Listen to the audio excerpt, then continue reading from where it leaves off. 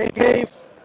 Now everyone's making that discussion public, but it's become a place where people can express themselves freely without, being somehow like, someone's going to say, oh, like, you can't say that. Especially political affiliation or not, people can just say why they disagree with this policy and so on.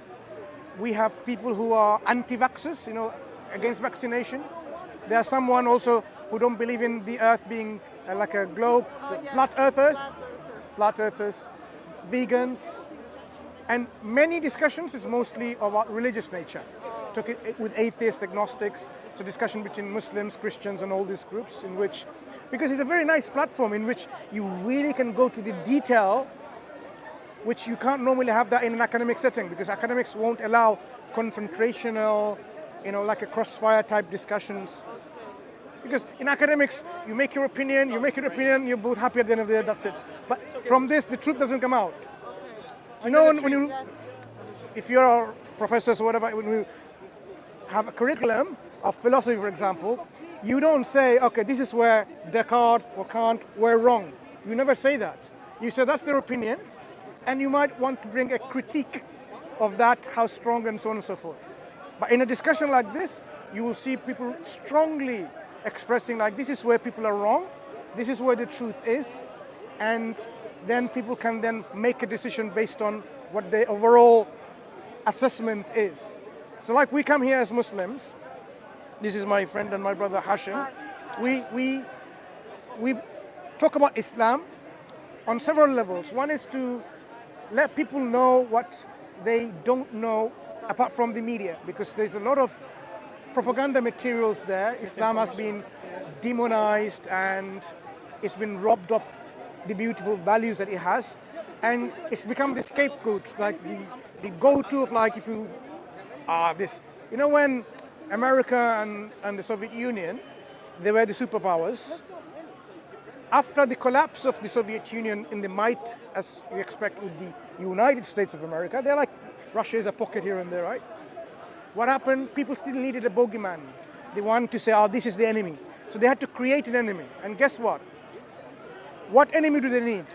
They need an enemy that doesn't, or an enemy which goes against the values of consumerism. Because what they want is, meaning what? The West in its broader makeup, we want people to consume what we ask them to. Go and watch that film. Go to this restaurant, eat this.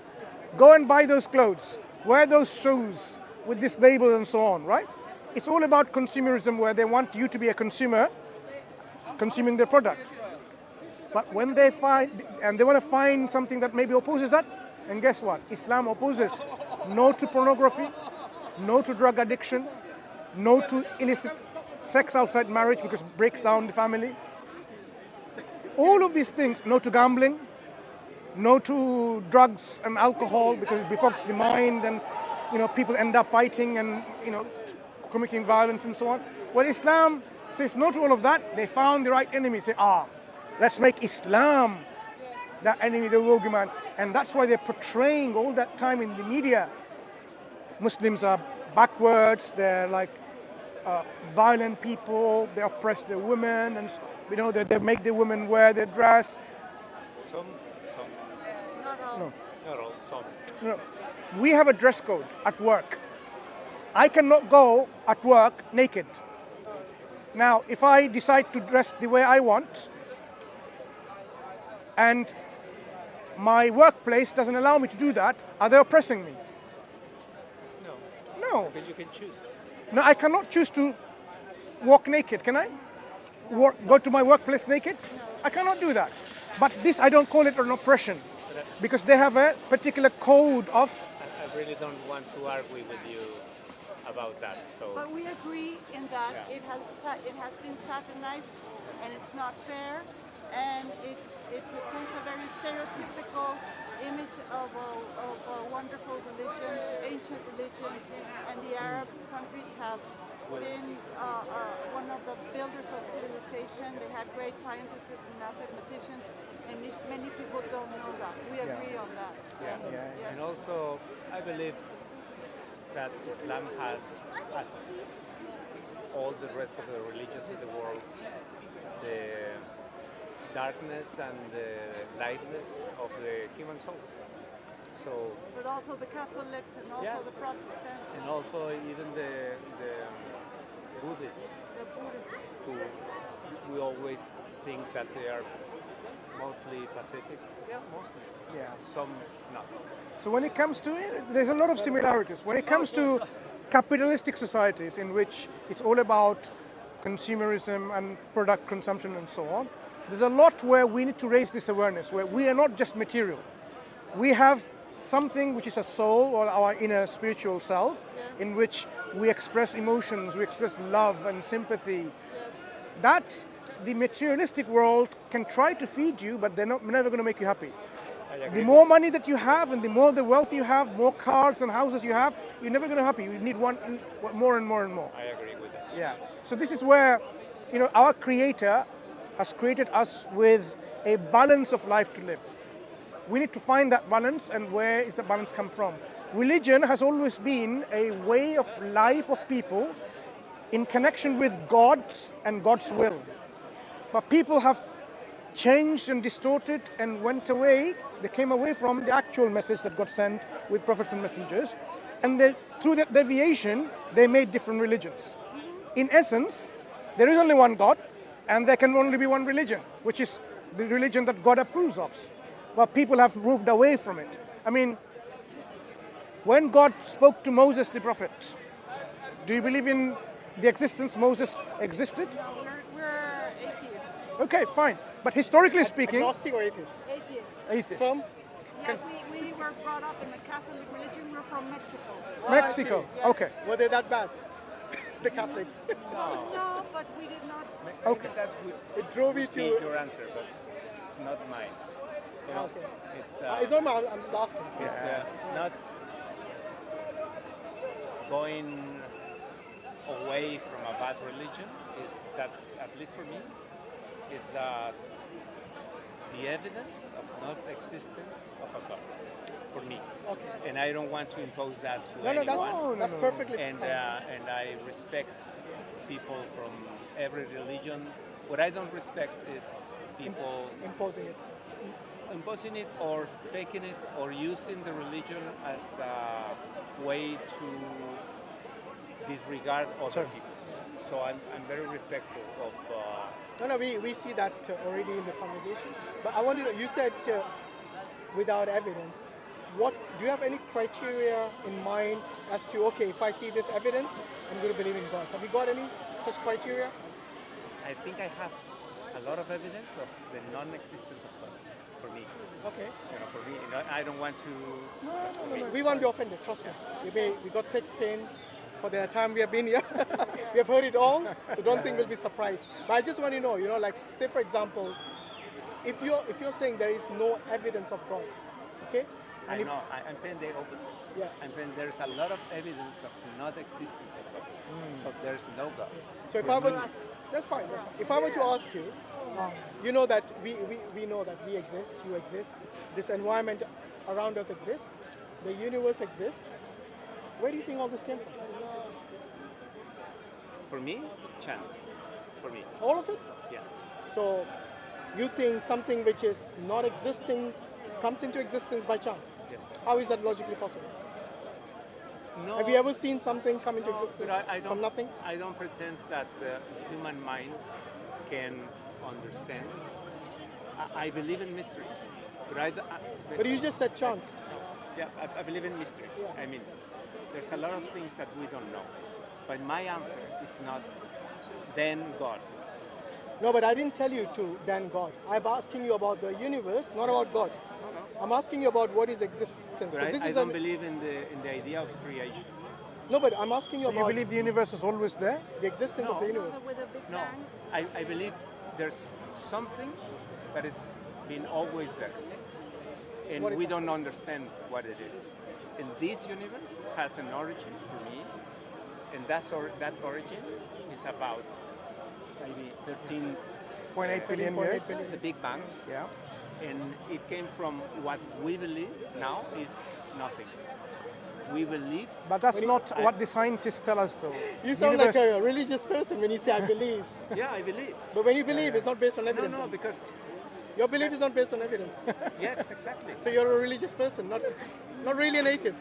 Well, You know, atheists, If they, you they, can- if you they can say see strongly, it we like don't have a that, yeah. belief. We I thought you know. would go I to the don't line of believe in science. God. I was brought up in a I am, home but I that believe the you I don't think a cannot scientist will say I enforce believe. that. No, And I They will understand say that I evidence. don't, I don't agree but I with you. respect I think there's a all lot the of religions. science I that is based respect on all the belief. beliefs. A lot of science. When you say Because you are an atheist, it's a statement don't where think you science reject the has the possibilities ability of to a respond creator to of our any universe, right? That's what. question or every question. I It- believe it's science something has the ability more in to my present baseline where questions, I look up at to the the- world to the and I do problem not of think mystery. there's a God there. You know, so for me, And I there's a lot envy of the people that do mysteries that believe in have God been because I solved. did not grow When up you with say you don't, One of those when you see is the universe, you see the operations within the universe in such a precision engineered way in nature. But then you're saying these A things scientist will never call it a mystery. are not explained by an originator that they will go brought based into on it. nature. They just They will go. Yeah, are they will like say, that? We don't know. Well, it was the a lot of universe that was scientists created, talking about the and mystery. many planets probably have life, and we don't know about them, and we assume we are the only talking ones about- because we talking do about not the- have the Hawkins will not call technology it a to mystery. reach other He will say we don't know. But there are In fact, I other- understand is this agnostic, not an issue about Yeah. Means he by doesn't rule out the probabilities, possibility of- one of those planets out of possible Anyway, I would like to worlds listen to one discussion. maybe has given us rise to the life in here. But underlying that, there's a big assumption we're making, which is there are laws operating in our universe, but laws are abstract concepts. They're not physical. These laws can never enforce in physical reality and material reality their effect. Any laws that we've discovered, say the laws of electromagnetism, laws of gravity and attraction and so on, I can write, perhaps you can yourself write the theory of relativity on a piece of paper and solve the equation. That equation itself cannot force in reality those laws. Just for example, highway code to drive, right? You have motorway laws of how to drive. They're books. In UK, it's called the highway code. So in your country, Mexico, there must be similar kind of books where when you pass your driving test, there's a theory that you have to learn, the laws and regulations. That book, the code, the law, itself cannot implement and say, oh, fine, because it's not conscious. It's just some material. It's a model. It's a model to Yeah, explain the but reality. but that law cannot enforce itself. Enforcers are human beings who has devised or discovered or made that law, and they will enforce it. In our universe, we have discovered laws. These laws are not conscious. They don't have a brain or neurons. They do not will. So they're basically a description of how things are operating. So a law cannot enforce itself, like laws to attract. Say a bigger object pulls a smaller object. That law, the law itself is not enforcing it. A massive problem for people who are atheists to explain that. Why? Because you cannot explain how a law enforces, which is just like numbers are mathematical. Okay, numbers don't have real existence. They're abstract concepts. 2 doesn't exist. It's an abstract thing. A law is like this, an abstract. How does it implement it? Maybe the difference is I don't need a God that orders reality. It's not about need, it's about acknowledging. So when I see a painting Because with, the difference maybe is I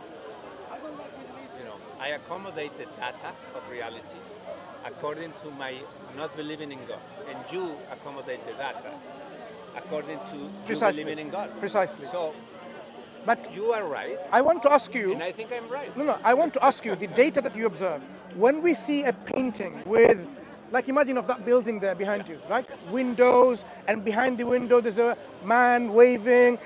That level of detail, if you see in a picture, you don't, from that observation, that data, you don't say, this came by chance.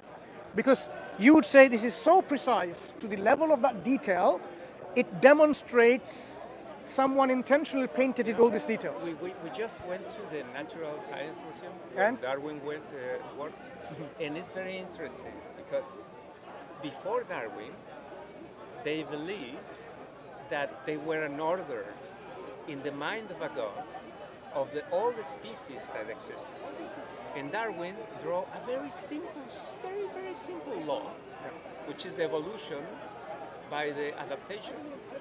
And it's very simple, and explains, and it became a religious problem with many people, because these religious people couldn't understand why the diversity of many species could be explained by just this simple law. Because they believe that the history had many few years. So it is impossible to develop all these species in these very few years.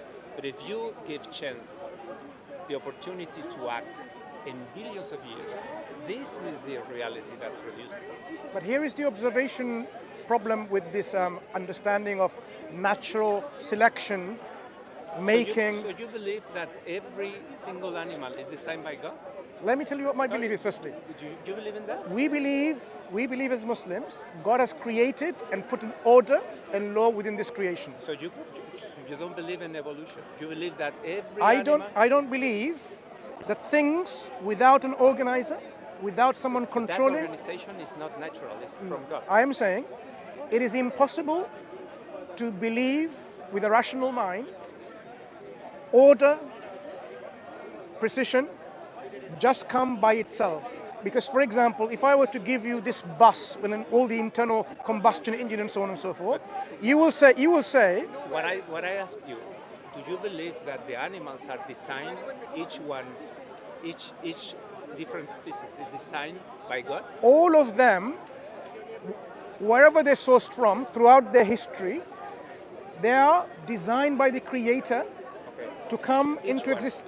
No. It's not about each one on this one. God can create a law in which these laws are then implemented, and then the animals following that law, they have their offspring on this way. So if God puts in their genetic code in which doesn't matter how many times you reach the upper part of the tree, your neck will never become longer and longer, Lamarckism, then it will never happen, because that's the law that's been set. I am more interested in the law that we observe. Without a law enforcer, the law will never implement itself. Yeah, but thinking about nature, you say nature is impossible to explain. No, I'm saying nature is not conscious, doesn't have a brain or intelligence. We have. No. We are nature. No, we are not. We are not nature. I'm talking about the natural you world. Think that the human mind is not nature? No. We're talking about the natural world, right? So when we were born, right? Our parents did not design with a blueprint, oh, you're going to be that tall and so on. They didn't even know what a genetic code is.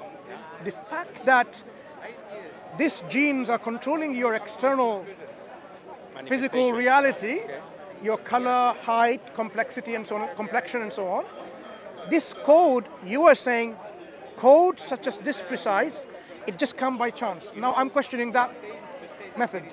That paradigm I'm questioning. Why the code keeps changing and changing and changing? Why nature produces variabilities? Why nature produces... We have done a lot of experiments with breeding cats and dogs. No, for hundreds of... No. In nature. I'm giving an example. Even... But anomalies are regular in nature. No, here my example. Nature is doing its thing you're saying, right? Diversity. Anomalies. Right, anomalies. Also anomalies. But I am asking you to explain to me kindly, when we are consciously with the peak of intelligence of all the creation, human beings, seems to be the most intelligent of all the creation that we know of, when they start breeding a dog, we can't make it into another species like an elephant. There is a species boundary in our genetic code. Yeah, but I'm not... Because you are coming from the creator paradigm. No, I'm asking... I'm not coming from the creator I'm coming from a scientific paradigm. When we look at the data, doesn't matter how many times you breed a dog. I don't think so. because Have we made ourselves breeding a dog becoming into an elephant? That's not the scientific paradigm. The scientific paradigm is not how I create a dog. No. The scientific Why can we paradigm- not go beyond the species in the genetic code? The scientific paradigm is why so many different species of canines exist. Why? Because And God the has given us- explanation- huh? God has That's- given us that's a not code. that scientific. No, no. That's Science- your perspective. I respect that, but we are not in the same line. But what I'm saying is, science is quite blind in its belief. It's blindly believing in naturalism, and it doesn't believe in it beyond anything that. So when we start questioning the basis of naturalism, this is where things fall apart in science. So if, for example, it was chance and natural I am more than selection, willing to question the principles of naturalism, but I believe religious people has And it is unique, not the sorry, not unique, it's willingness to discuss. consistent. we've been religious discussing evolution. We've been going to the science, into the cells, Because- into the genetic code, and showing you the complexity of this genetic code in the cell itself is demonstrative of it is not possible by just chance alone, even with natural selection. If you flap your arms, are you going to grow wings? No. Why not? Because I don't have enough time. Okay, given enough time, if you keep on flapping your arms, are we going to grow wings? Yes. If that gives me and my offspring an evolutionary advantage, yes, of course. Okay. Of course. This is not the correct understanding of, in terms of how the somatic affects the germline. So you are saying, if I start now in our physical... Not me. In my office. No one person. No, that's what I'm saying. This is not the germline, the germ cells that contributes to your next generation. You are saying your physical actions will determine the changes like that. No. The adaptation No. to the environment, Exactly. generations. But how does this will change in your genetic but makeup? You're thinking in a very small, very small. No, I'm asking a specific question. How, within the genetic code information, you have to go? Been a pleasure. We have to Thank you. leave. It's It okay. was wonderful It's okay. Thank you. talking to you. It's okay. It's Give okay. me It's your okay. hand. Thank you. It's okay. Maybe just